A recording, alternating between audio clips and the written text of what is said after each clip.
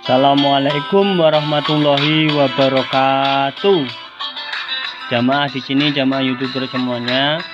Pada hari ini akan saya sampaikan ceramah umum Jumat 10 ya. Tidak terasa telah kita lalui Jumat yang ke-10 untuk ceramah umum saya. Jamaah di sini, jamaah YouTuber semuanya yang berbahagia, saya akan sampaikan teori cerdas ya. Jadi kita harus memiliki kecerdasan. Akal ini, otak ini harus diisi dengan ilmu-ilmu pengetahuan dari semua yang ada di dunia ini, terutama sekolah. Sekolah yang baik, maka insya Allah kita akan menjadi seorang yang pintar, cerdas, bisa membaca, bisa menulis, bisa membuat buku, bisa berceramah, bisa apa saja bermanfaat bagi sesama manusia ya. Jamaah di sini, jamaah YouTuber semuanya, berterima kasih kepada Allah, alhamdulillahirabbil alamin. Salawat salam semoga tetap tercurahkan kepada Nabi Muhammad Shallallahu Alaihi Wasallam. Teori cerdas pada hari ini akan saya sampaikan ya. Ada masalah, cari solusi. Semua manusia itu mempunyai masalah masing-masing.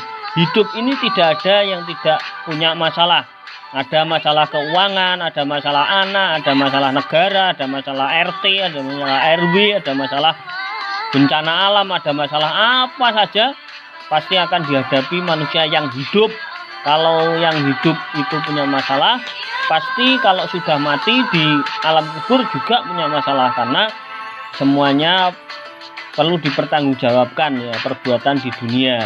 Makanya kita harus selalu tahu bahwa masalah itu harus diselesaikan, ada jalan keluar. Yang pertama, masalah Tuhan.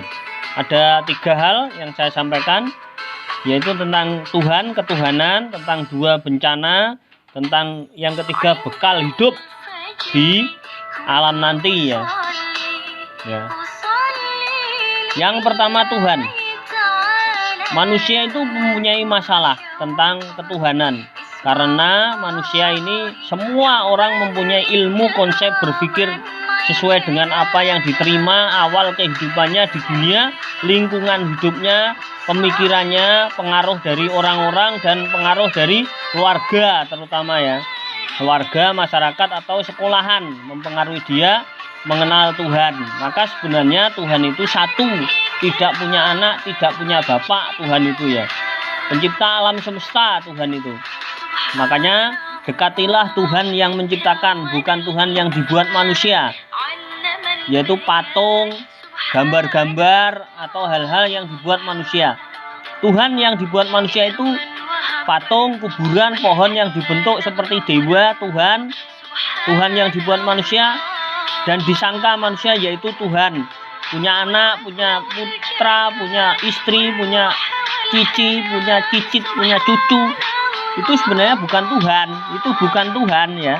Tuhan maha suci dari semua itu. Tuhan itu tidak bisa dibandingkan dengan makhluk. Tuhan maha suci dari apa yang disangka manusia. Sangka manusia, Tuhan itu punya anak, punya istri dan sebagainya. Itu bukan Tuhan, itu Tuhan-Tuhanan ya. Makanya jamaah YouTuber, jamaah semuanya yang ada di sini, maka kita harus mengenal Tuhan secara detail ya.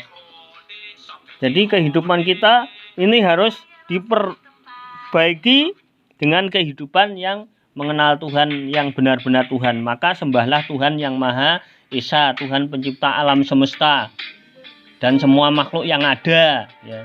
Semua makhluk yang ada ini diciptakan oleh Tuhan ya. Maka cari agama yang Tuhannya Maha Pencipta, dan bukti nyata adalah adanya Tuhan.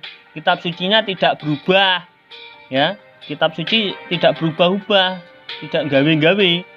Kitab sucinya memang harus suci, karena diajari sebelum memegang membaca diutamakan harus bersuci.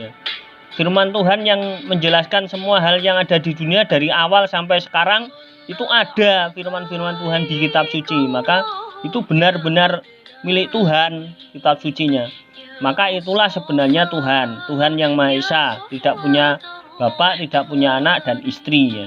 Itu masalah pertama, harus tahu bahwa Tuhan kita yang menciptakan kita patut sembah Allah Subhanahu wa taala, Tuhan pencipta alam semesta. Itu bermasalah itu kalau Tuhannya keliru, nanti di akhirat di alam kubur diadab oleh Tuhan yang benar-benar Tuhan ya.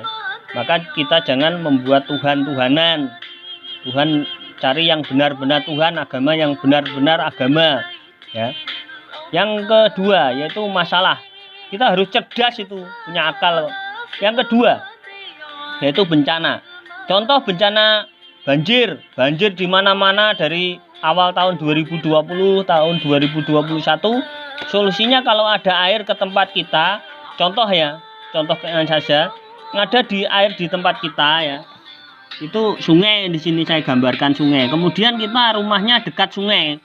Maka rumahnya dekat sungai itu kita tanami bambu atau tanami tanaman yang untuk melindungi rumah kita. Atau juga di sekelilingnya itu dilubangi. Kalau nanti banjirnya itu masuk ke rumah kita, ya bagaimana? Kalau dilubangi nanti masuk lubang yang kita buat itu sebagai pembatas agar tidak banjir.